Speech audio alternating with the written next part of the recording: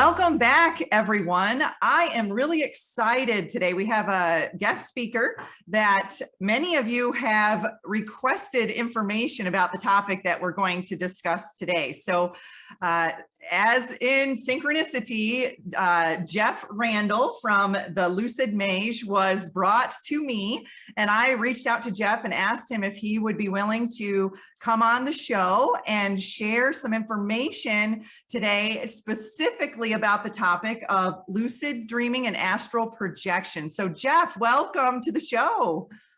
Thank you so much for having me. This is going to be fantastic. I have no doubt about that. I'm happy to talk about and discuss altered states of consciousness like lucid dreaming and astral projection with you. I have been practicing for over 16 years now, actively, but I have been slipping into these altered states of consciousness ever since I was a child. I remember being 7 or 8 years old, laying in bed with the sensations of sleep paralysis and seeing through my closed eyes and a whole wide, unique variation of sensations, feeling like you're falling, feeling really heavy, slipping in and out of altered states, seeing colors, swirls, pictures, and patterns under my closed eyes, seeing quite scary things as well. And that is actually what got me into the practice of lucid dreaming, was learning how to control or get a handle on the nightmarish situations that were happening. I would lay there and see horrific things under my closed eyes. Really, as a little kid, I remember seeing what I can only describe as bulldog head man standing and seeing shadows and the old hag. This is a common one for sleep paralysis. And I needed to get a handle of this because it was quite terrifying. And I realized I was slipping into dreams. And I began on Google and I was just typing in dream control at the time. No idea what lucid dreaming was, but through looking up dream control, I found lucid dreaming. And I have been actively practicing for over 16 years now, and it is what I love and what I am passionate about. And I am super excited to be able to talk with you about it right here, right now. That's amazing. And you brought up some good topics that I had here on my list that I wanted to discuss, specifically sleep paralysis and what that means. But I think where we need to start first is a lot of my listeners struggle with just sleeping in general. So let's start off with, discussing why it is difficult for us to, when we actually lay down to sleep, let alone lucid dream and astral travel. What is causing us to have a difficult time getting to that point where we can really settle down to sleep? While there is likely a wide variety of different reasons for this, from my point of view and perceptions, the number one reason has to be artificial LED blue light that comes from our cell phone screens. So many people are essentially addicted to this technology and they lay in bed. And even if you're reading about lucid dreaming directly before bed, you're barraging yourself with this artificial blue light that essentially burns away your natural melatonin levels, and it throws off your circadian rhythm, making it very difficult to fall asleep. So just by taking an hour or so before bed to get away from this artificial light can make a tremendous impact on your sleep quality. You also can implement self-massage techniques. Something like 90% of all of the body's stress and tension resides in the jaw muscle. It might seem like an odd muscle to massage, but if you take just 5 to 10 minutes before bed to really work your jaw muscle and work on that tension, stretch your jaw and relax it. This can make a tremendous impact on your overall quality of sleep and increase your chance at falling asleep faster. It will begin to feel like it's just loose, like almost like a Gumby feeling after a certain time. Do you know that hurt so good feeling where you're like, oh, that hurts? So good. Really get in there and get it to hurt so good. Just 5 minutes of relaxing your jaw muscle due to reflexology can also relax the rest of your body and help you to fall asleep. Another tip, while it comes to my mind for falling asleep faster, is keeping your eyes still. So many times, especially when people are trying to slip into sleep paralysis, which is essentially a doorway to these altered states of consciousness, they're trying to remain still. But due to micro eye movements, they're still moving without even realizing that they're moving. If you can keep your eyes perfectly still, dead center, and locked into the darkness, keep that muscle still, and this can also help you fall asleep faster. Interesting. Those are really cool tips. I know for me, deep breathing exercises while you're incorporating that. So maybe doing the jaw massage and then what I call box breathing. It's where you breathe in through the nose for a count of 3 or 4, and then you'll hold it for a count of 3 or 4 seconds. And then you breathe out for 3 or 4, hold it for 3 or 4. And you do that for, maybe 3 or 4 minutes. And that really can help you relax the body as well. And I don't know if the listeners can hear, but I am playing what are called Solfegio Frequencies in the background, and I love listening to these at nighttime.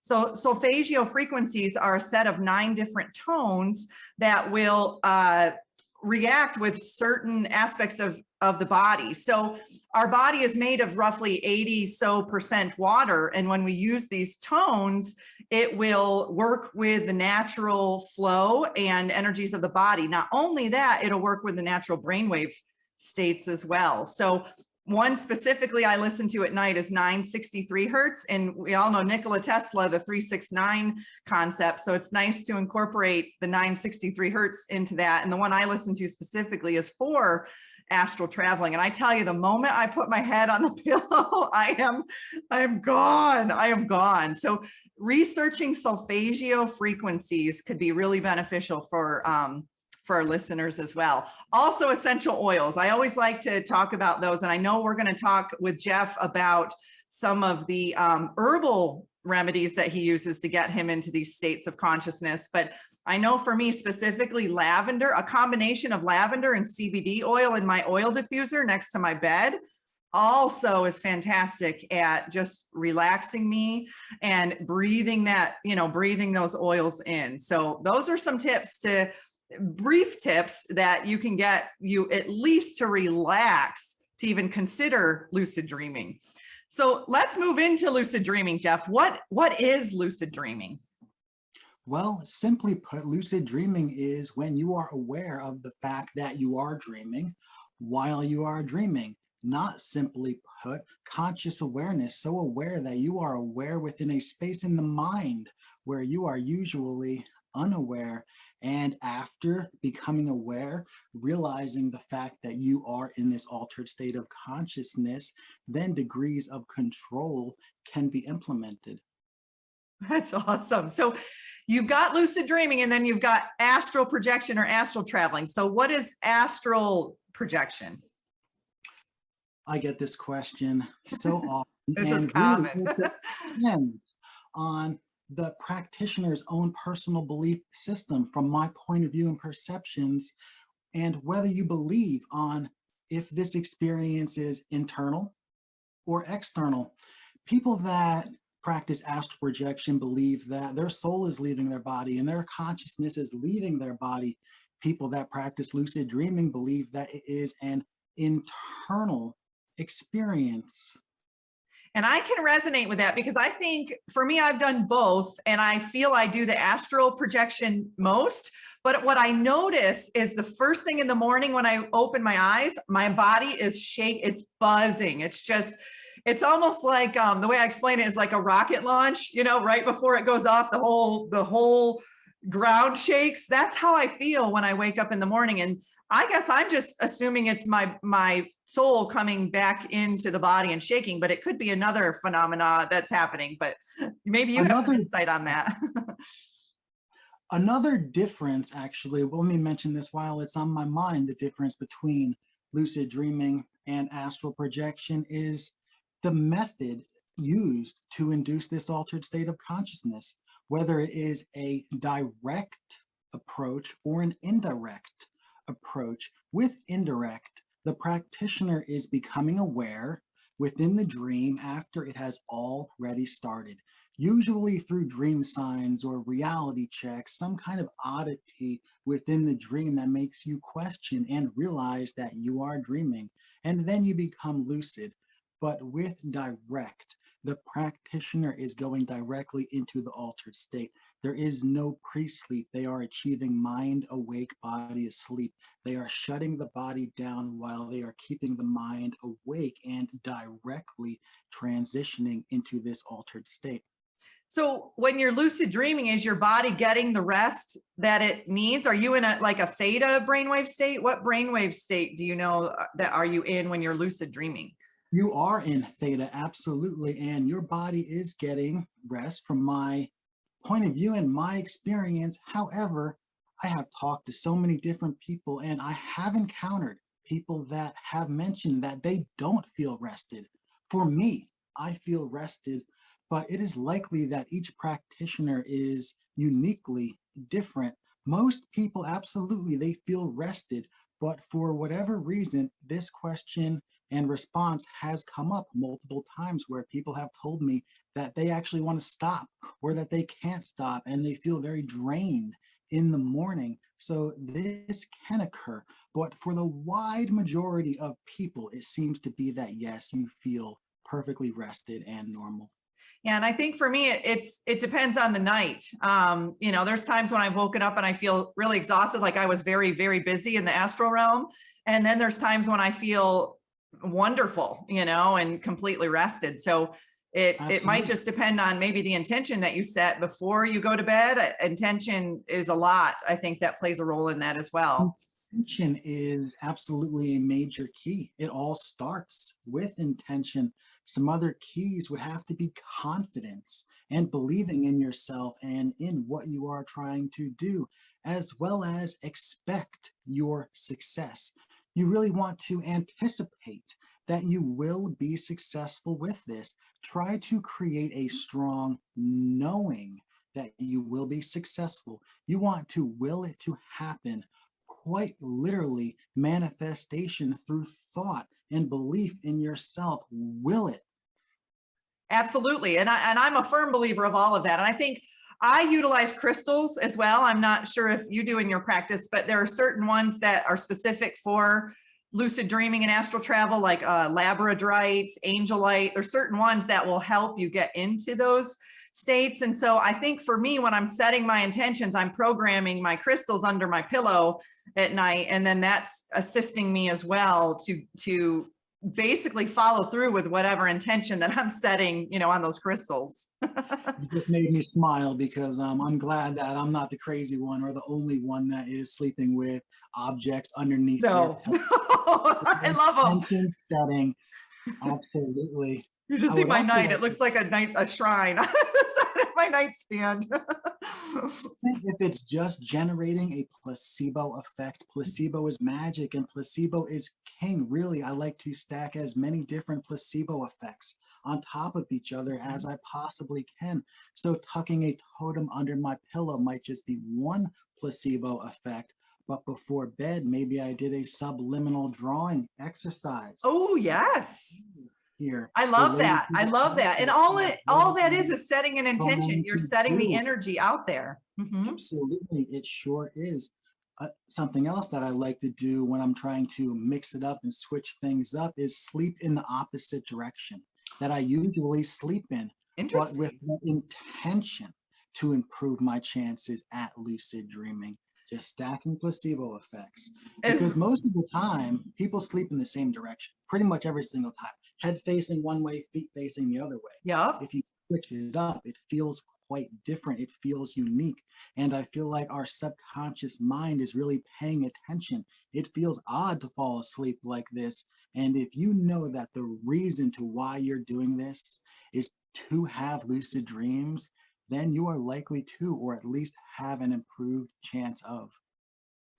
It's funny that you say that because last night I always sleep in the same position. And last night I woke up sideways across, like vertical on my bed. And I'm like, whoa, what was I doing last night? You know, it just was really funny because I've never done that before. So synchronistically, you mentioning that, maybe in my dream state, I had shifted or moved because that was very odd for me to be out of the covers and completely vertical on my bed. That is Or odd. You must horizontal, have not been vertical, dreaming or horizontal. having a dream that you don't remember. Maybe you were tossing and turning. That's funny. That was super funny, but I had I had a lot of dreams last night. I was really vivid. Now, I have a lot of friends who practice lucid dreaming and astral traveling, and they can't remember their dreams. Do you have any tips or tools to assist people with remembering in the morning once they wake up from the lucid state? Well, I believe that I do. You know, statistically, 1 in 4 people are potheads, give or Uh-huh. take. And I was going to talk about that too. Your marijuana intake and the intake of THC in general can absolutely drastically improve your dream recall and your chances at remembering dreams. Now, I'm a smoker. I like my marijuana, and that's completely okay. But I do notice that if I cut back or if I go a couple of days, my dream recall will skyrocket. It absolutely does. Something else that you can do, though, would have to be to start dream journaling and bullet pointing. Start a dream journal. This ties into intention setting. And in time, if you keep this practice up for long enough, your dream journal will likely become one of your most important and prized possessions that you own. It will become like a grimoire of sorts. It will be magical in time. I do not doubt that if you keep the practice up. A tip for dream journaling is to bullet point. Absolutely. So many people try to write down full detailed descriptions of your dreams. This is going to lead to burnout and aggravation and drive you a little bit crazy, especially in the middle of the night. You really don't want to wake up and, oh my God, it's so bright. I need to write down a very detailed dream. If you can start bullet pointing your dreams, that can absolutely help with dream recall. Sometimes Also, what I do, I've got my phone next to my bed on airplane mode because I want to turn off the EMFs, but I can do the voice on there, and I'll very briefly voice what happened in my dream. So that way I don't have to physically wake up and write it. another thing that can help related to the dream journal is to, of course, sleep with it under your pillow or under your bed. This can help to create a placebo effect. I Yes, love it. and I really do. I agree. I think that placebo effect is so powerful. And I myself, I'm not a big smoker. Not saying I haven't done it in the past, but it's not something that I do regularly. And I avidly remember my dreams. I mean, very vividly, to the point where I wake up and I have the emotion attached to the dream. Like, there's been some dreams where I've literally astral traveled to other planets and connected with other beings. And I have woke up in the morning sobbing from feeling the distance from that being. And I'm a big believer in crystals as well. So I know, like I said, labradorite, there's certain ones that will help you with dream recall, but I don't have any problems remembering my dreams. And when I wake up in the morning and I don't have a dream, or I can't remember anything, I'm like, what happened last night? That's a little off, for me. So I'm very good at remembering them. Now I probably need to pick up on the journaling, because I haven't really been doing that as much. When it comes to journaling, half of my journaling really is just drawing exercises. I call them subliminal drawing exercises, just little drawings to send messages to the subconscious mind of my intentions. Sure, I do write down dreams and I bullet point, but if you were to flip through my dream journal, it is more just like symbolic drawing, symbolic drawing, symbolic drawing. Which is neat, because that's like a sigil in itself. You're creating an intention around that. So let's transition. You talked about marijuana, and I know a lot of my friends are like, when I was in high school, I smoked a lot of marijuana, and I would astral travel and lucid dream. And I know that you have a lot of different herbal remedies that will assist you in getting into this dream state. Can you share some of your thoughts and ideas around that for our listeners? Absolutely, I can. There are a wide variety of different plant medicines that we can use to help improve our chances at having dreams and improve dream vividness. But I really want to stress this one thing right here. A lot of the time, these products are marketed as for lucid dreaming, but really they're just a dream enhancer in general.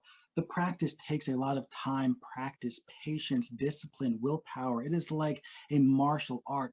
You can take an herb and it can elevate your chances, but they're not specifically for the lucid dreaming practice. But the herbs on my mind, they are mugwort.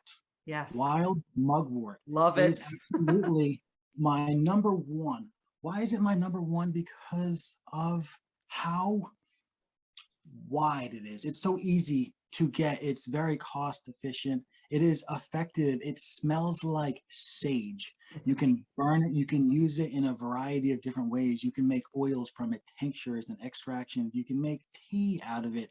You can smoke it. You can make tinctures and magic potions out of it. And Tea. on and on and Tea. on That's and how I on. started it, was You with really tea. can. Uh-huh. See? Yep, absolutely.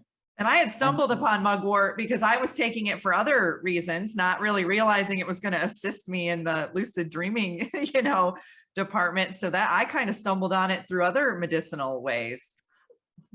now, wild mugwort is my most commonly used one because it's accessible to me and I can get it in bulk, and I'm a big fan of it. I love the way it smells and it tastes. Another really fantastic one, which is probably even better than the mugwort as far as results go, even though mugwort's my favorite and I love it. The Egyptian blue water lotus, Oh yeah. lotus flower. The Egyptians had been using this to enhance their dreams thousands of years before Zuckerberg was selling it on Amazon. It is a real thumbs up. I recommend it. I do. It's very relaxing. It's very fragrant, very flowery smell. It tastes quite delicious opposed to some of the other herbs that are out there. Mugwort's not bad, but there are other herbs that Yeah. Mhm. like the one that I can barely pronounce. Kalia kakale, you've probably seen it before. It's commonly known as the Mexican dream herb. This one can have profound effects, but it is the worst taste on the face of the planet. It has to be.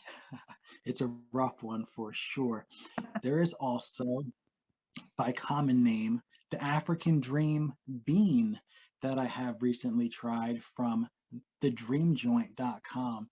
It was nice. You break open these beans. It's a huge bean. It is literally like this big. It looks like a giant seed, and you brew a tea out of it. And when I took that, I must have had a half a dozen dreams in one night. They were Oh. very vivid. It was very profound dreams. They were sad dreams, but that doesn't mean that they were not valuable and that they were not still profound. I often have lots of dreams of seeing loved ones that have passed away, and that is like a gift and a curse of the practice.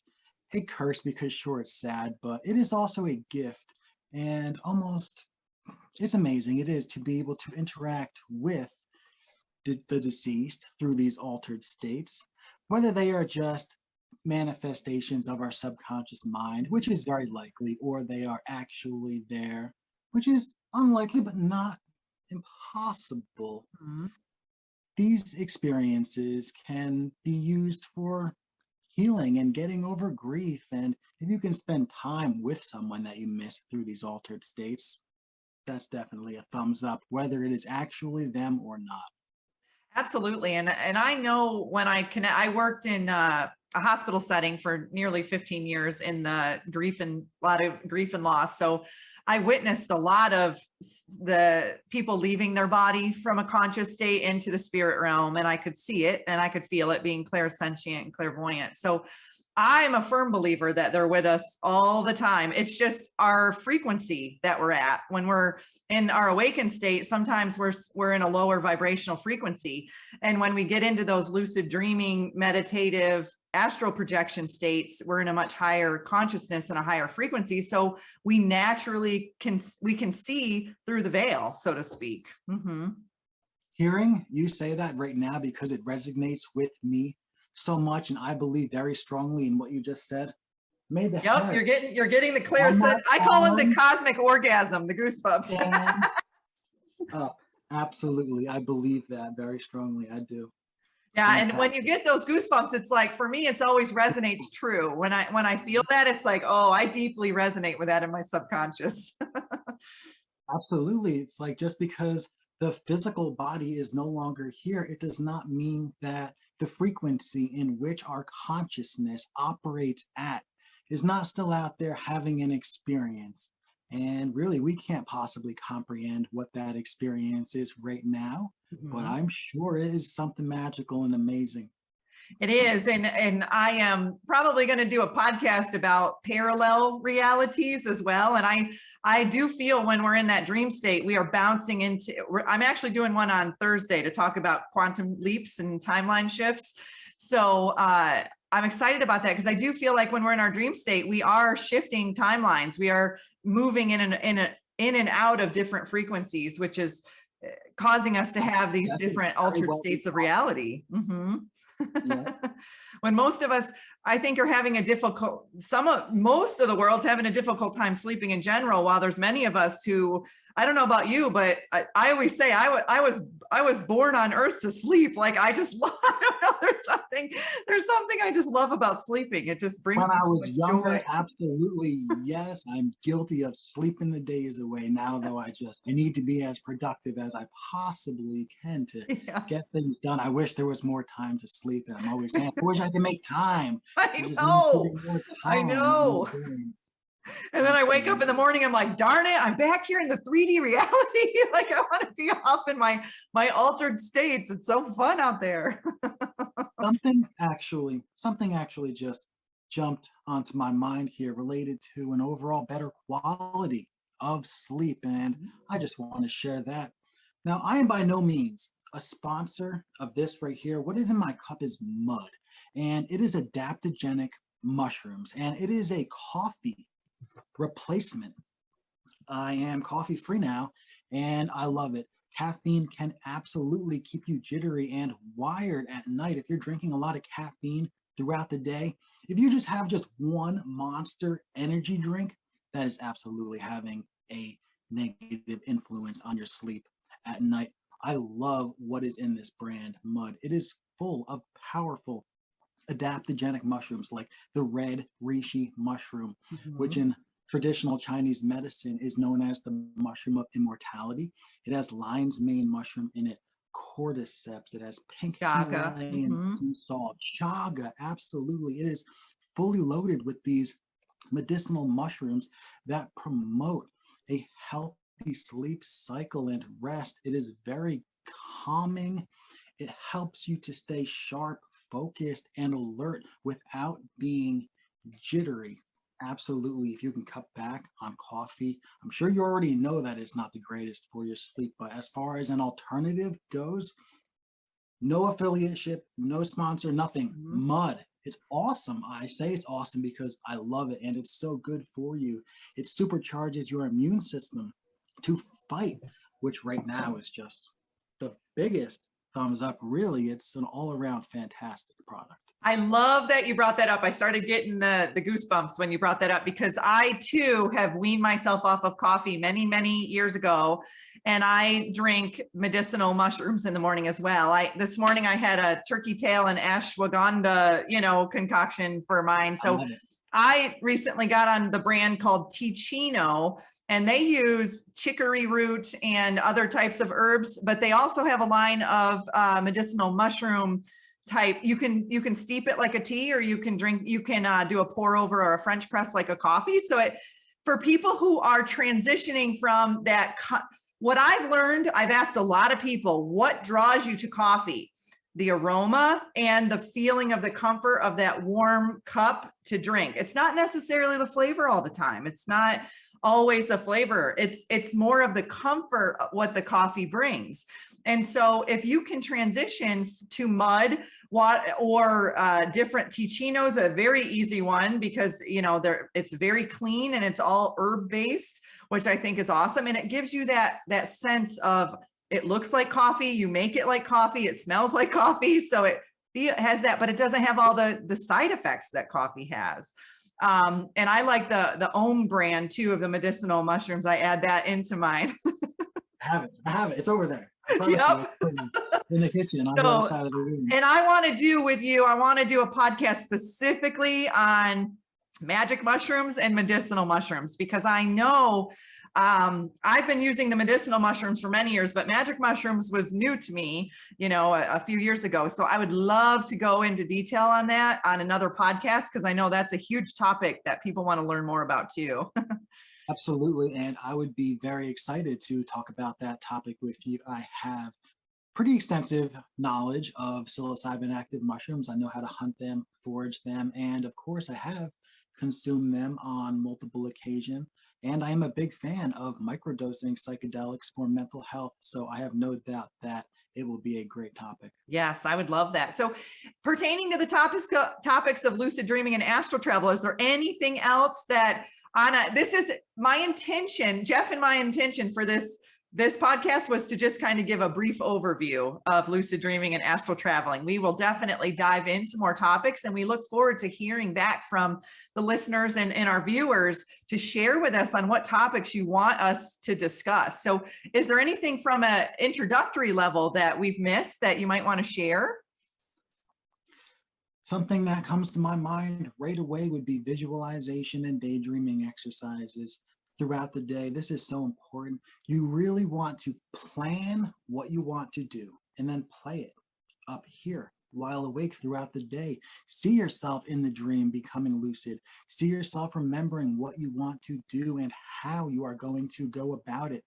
Play that daydream with as much vividness as you can. You really want to paint the picture up here first, and then play that daydream over and over and over again throughout the day while believing in yourself, expecting your success, anticipating it, knowing that you will have this experience. Belief to the point of manifestation. As I get older, even though it may sound like new age spiritual mumbo jumbo, our thoughts, they really can influence our reality and our day. They can manifest absolutely 100%. I used to doubt this, but I don't doubt this anymore. I can just feel it to be a truth. You need to believe so strongly in yourself and in what you are trying to do to the point where you manifest that experience that you want to have within the dream.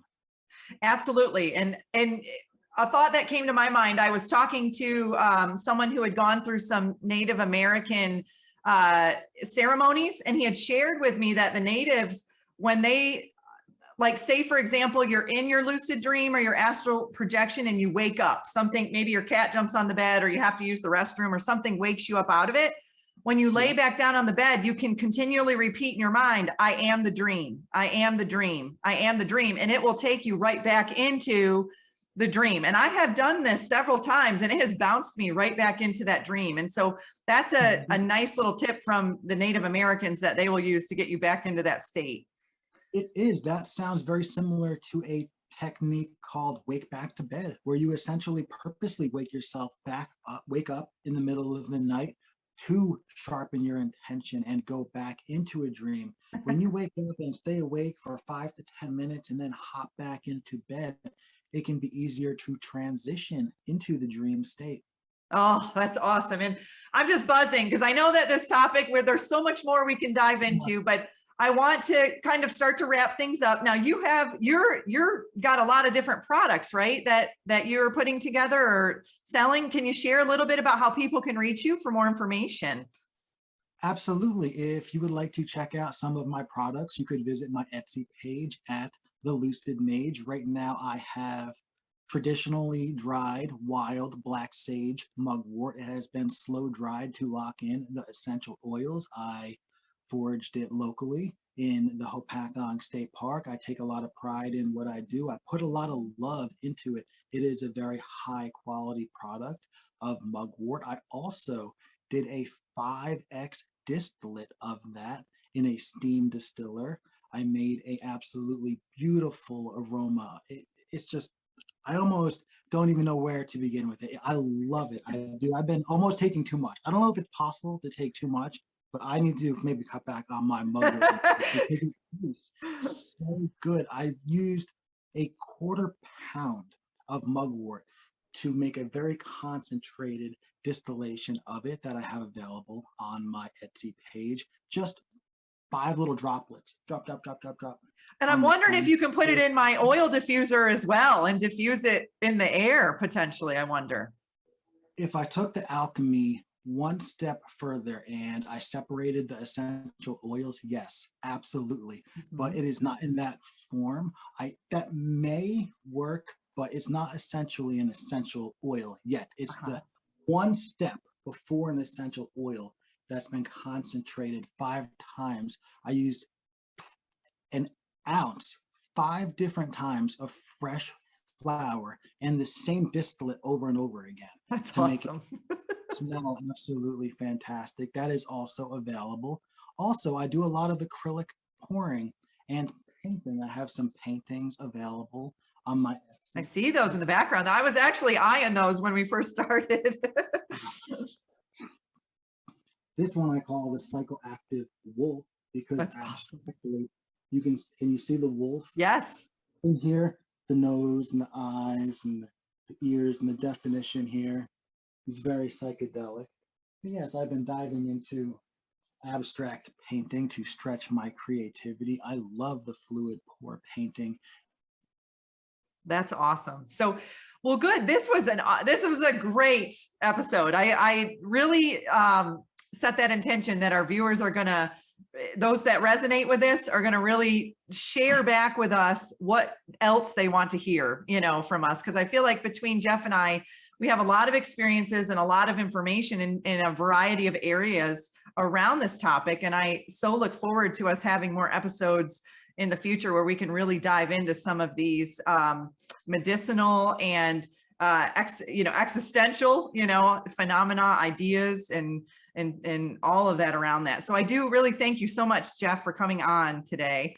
Thank you so much for having me. And if I may, let's wrap it up with just one more tip for the practice for having sweet lucid dreams. Start doing more weird things. What do I mean by that? More weird things. Start wishing upon the stars and the moon for having lucid dreams. Start writing letters to your subconscious mind, stating your intentions, and ask for help with having lucid dreams. Just start doing more weird. I know it might sound silly, but when you find yourself doing something like staring into a mirror to strengthen your intention to lucid dream, there is a presence that can quite literally wash over you. And it's an odd feeling. It's a weird feeling, but I believe that this is our subconscious mind paying attention to what we are doing and really absorbing our intention. So we can certainly talk about more weird techniques soon, like staring into black pools of water to lucid dream, and go over techniques like flying and teleportation and time travel. Absolutely. And other timelines and other dimensions and all of the complex and advanced stuff. I love that. And I think what we here in the 3D matrix think is supernatural is actually very organic and natural to the human experience. And I know that our ancients and Egyptians knew this, because oftentimes I will tap into that in my astral dreams, and I will wake up having remembrance of what I used to be in those parallel realities or those past lives. And so I think we need to make weird normal again. Yes, I love the way you put it there. And you gave me that response again, or my hair started to stand up a little bit. We have a good frequency going on, good energy back and forth. I love it. I have no doubt that the next time it's going to be another great episode. I'm excited. And I love the concept of telekinesis, telepathy. I've really been practicing those. So I think that would be some really fun topics to start talking about soon. I would like it if you could change my point of view and belief system on that. Right now, I'm on the fence. I'm like, I don't know. That seems kind of too far out there for me to believe. But then again, anything really is possible, and we are limitless only by our own imagination. So maybe I just need someone to show me that, whoa, wait a minute, maybe that is possible. Now I know that telekinesis and things like that are possible within the lucid dream state, no doubt.